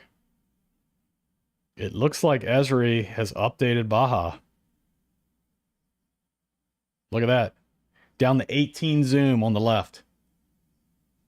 Folks, we're good to go. All those folks that I told not to save past 16 with Esri, I take that back. You are good to go. Usually it would get black past 16. You would see black squares through 17 and 18 because their coverage wasn't there. They did not have satellite imagery in Baja. And that might be still true down farther south. I bet if we go down here, let's see, 14, 15, 16, 17, 18. Hey, you could probably think, nah, it wasn't him, but Elon Musk and his satellites, but no, it's a different crew. But look at that, folks. We have 18 zoom in-app available to you. That's crazy. Good to know. I just learned something. So let's go to map Esri World Imagery that we're looking at right now. Download. Again, you can go into these towns if you want to see that little highlighted window. I did better videos on this, how-tos, but maybe around Ensenada in these towns where you're going to be hanging out a lot, you want to save a big area. You could sit here and aim this tile, and you could see down in the bottom it says max zoom that's going to take, right? Zoom back in over here on the left, get dialed back in. But as I make the tile bigger, you see down there on the bottom right of the window, it says max 17 now. If I make it bigger, it'll say 16. Because under Pro Pack, you can only save 1 gig at a time estimate. So many tiles at a time. And it's kind of a governor, so you don't get greedy and just save the entire world with one tile. So we put a cap on it at 1 gig under Pro. It's much smaller under Advanced Pack. Hence, do not run a race like this on Advanced Pack. You'll have to do these tiny little micro tiles, and it'll crash out the system. So if I go like in Pro Pack like that big, I get 18 zoom right there. Save. I'm going to let this save. It's saving that background map. I'm going to let it get to 100 depending on my internet. I'm going to stop it by tapping somewhere. If something happens or if you crash it or your internet sucks and it fails like that, you just go back and click on the incomplete and complete download. It'll pick up where it left off. And if I went farther down south too, I'd save another tile down here. And actually, if you look at that window, I'm bumping the edge. So that was going to be a 17 zoom tile. What was this one? 18. So I'm not going to get full zoom on that second tile started. I can click on it and delete it and make sure I get down there on the bottom. I can get an 18 tile that big. I can save it. So basically it's going to save 18 and up. If you save 16, it's going to save 16 and up, and everything under will be black when you go off the grid.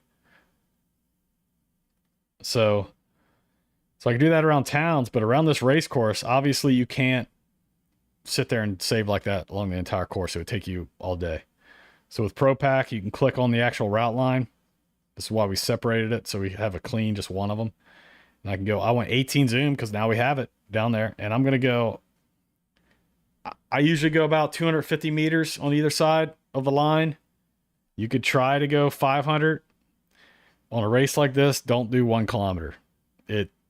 That's going to give you 1 kilometer on either side of the line. So you're going to have 2K a corridor down the route. It's way too much. You will get kicked out if you run a hot line that far off course. And it's going to take forever. So I usually do about 250 meters. You could do 500. It's going to have some residual past that at higher zooms. It's just not going to be down to 18 at that distance. Let's do 250. Hit save. We'll let it kind of kick off here. What time are we at?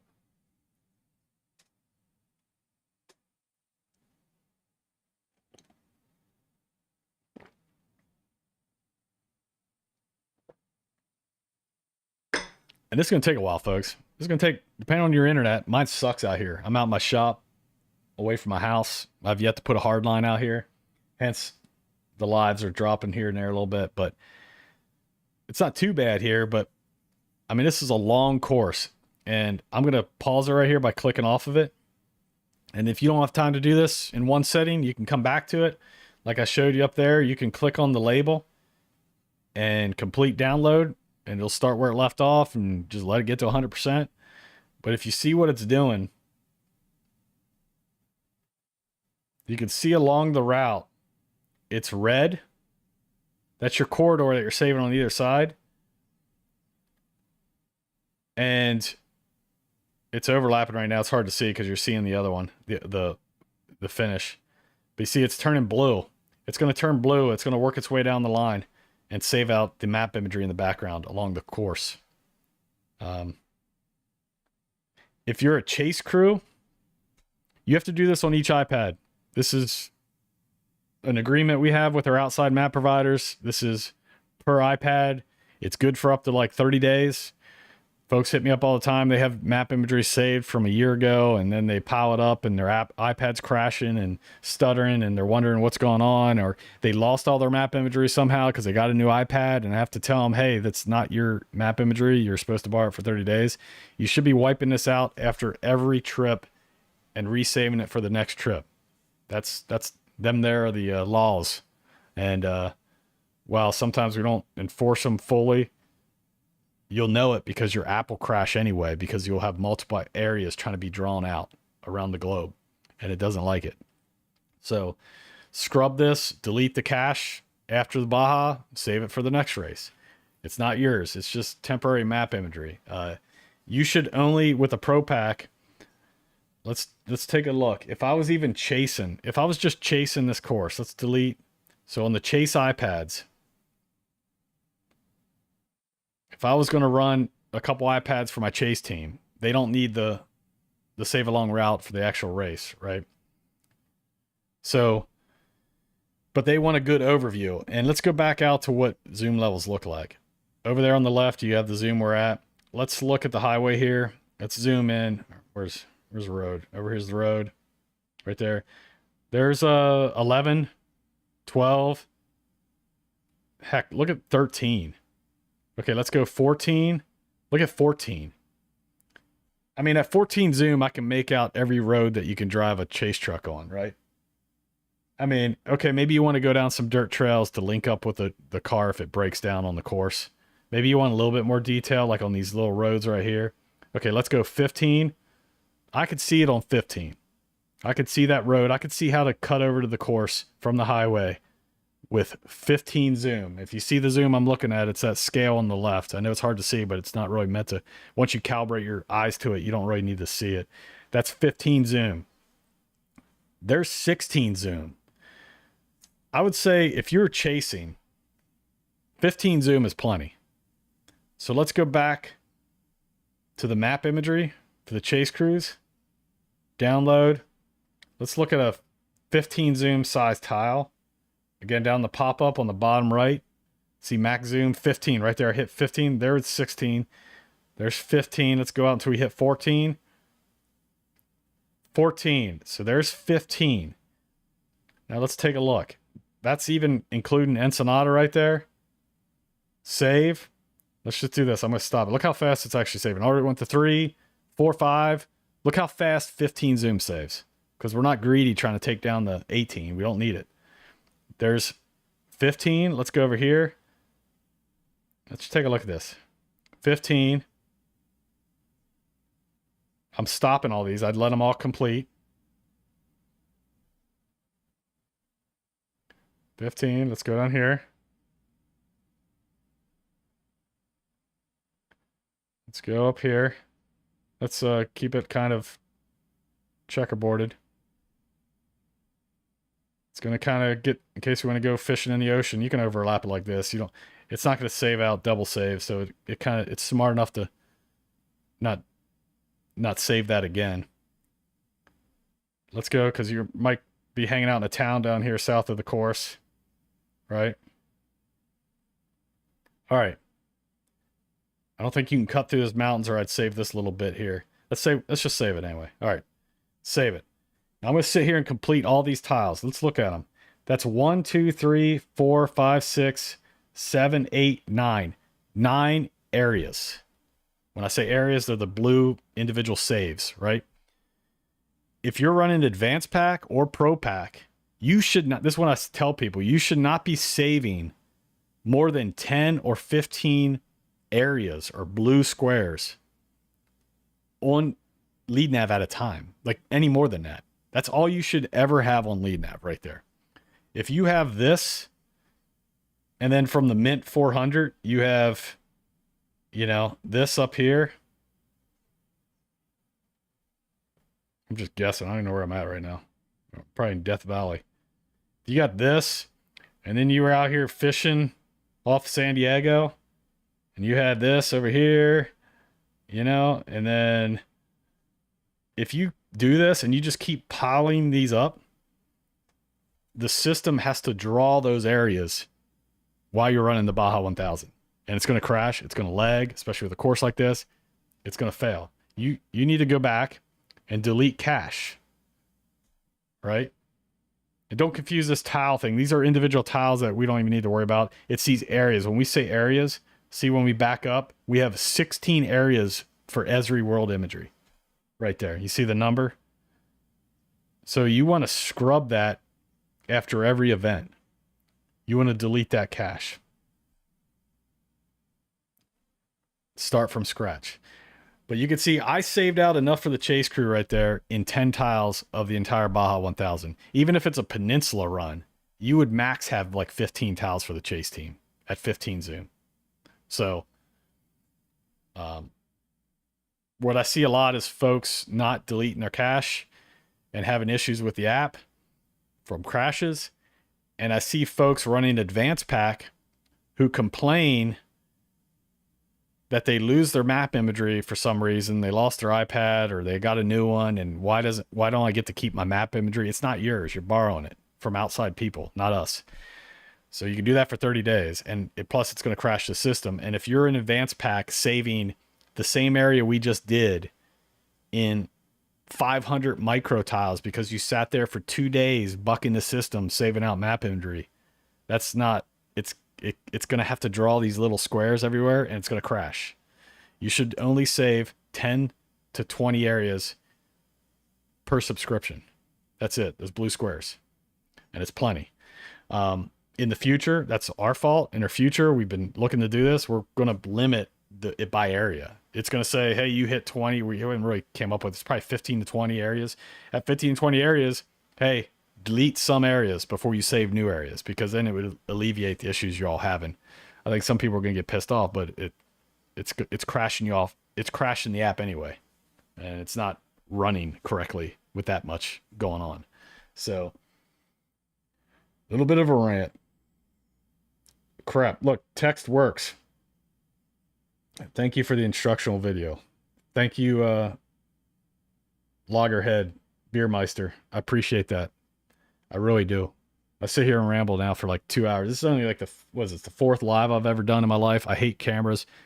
I'm amazed that I got all this stuff set up in here and I'm sitting behind it yapping to a camera, but I hope y'all enjoy it. I got like 24 calls today from folks saying, hey, how do you do this? How do you do that? This time of year is just nuts. I get my phone just like today. I didn't even have my phone on me because it's just blowing up with folks last minute trying to prep for this race. Unfortunately, a lot of it has to do with what I covered in this video. If Score would just put out a better file, we'd be done with it. But maybe that's part of this race. That's the way they want it, I guess. But yeah, appreciate it. But yeah, I'm gonna keep this up there. This live format again. I screwed up during this. I knew I would. You could see, but I wanted to show you how much effort goes into prepping this, and I wanted to put the mindset out there, what I'm thinking about, because it's going to be different for everybody. On that note, I've had people pre-run for me in the past, give me their notes, and I've paid them to do it. And some of these folks are going to pre-run anyway, so I'd give them money for the file. We'd both make money, and I'd sell the file to y'all. Now, there's only like one person ever that I've trusted to do that, because I know he's been in the game long enough. Garcia, the file I've produced before, he's been in the game long enough to, I know I can trust him. I know the notes are going to be good.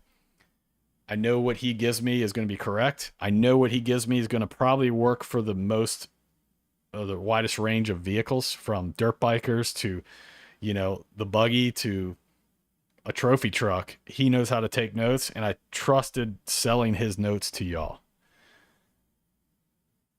If there was somebody else like that who wanted to also jump in on that, and I knew who you were and trusted you like that, I would sell your notes and pay you too. But there's not many people with that much experience out there that I trust. I'm pretty picky, I guess, what I'm saying. So this year, I don't even know if he's even running. We didn't have the file. It's been a crazy past couple of years, obviously.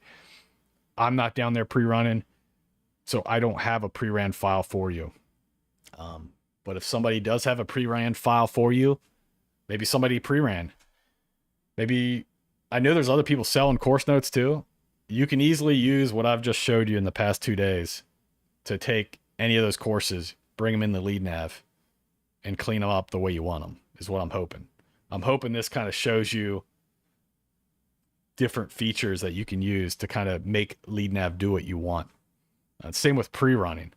Folks all the time, they got in their head how they pre-ran for the past decade, and they think LeadNav should pre-run. They think it should do it like this. And then I kind of show them all the tool sets. And LeadNav, we wanted it to be pretty universal. It's a GPS, first of all. It's not a map app. It's a GPS interface. So we wanted to keep it kind of universal in the way it functions. But you can use the tools to kind of plug and play what you want, what result you want out of it. And that's kind of like I showed you in the California 300. I'll bump from different collections, shuffle stuff around. Like I showed you right here, there was a little thing where I was just trying to save map imagery, and you have a million routes and stay out of here, DQ areas, and all this other crap that we created. Well, I just made another collection, shared it over, and like you can kind of get LeadNav to do what you want. Same with pre-running. Pre-running, I've spent 3 days teaching people kind of the tools that are available to you in pre-runner. I'll get there one day. I hope doing all this stuff, I can eventually get out in the field and show you the different tactics with pre-running and the tools that are available to you. But that's it. I've been running my mouth for, holy cow, 2 hours, way over. Yeah. All right, everybody, go to bed. Out.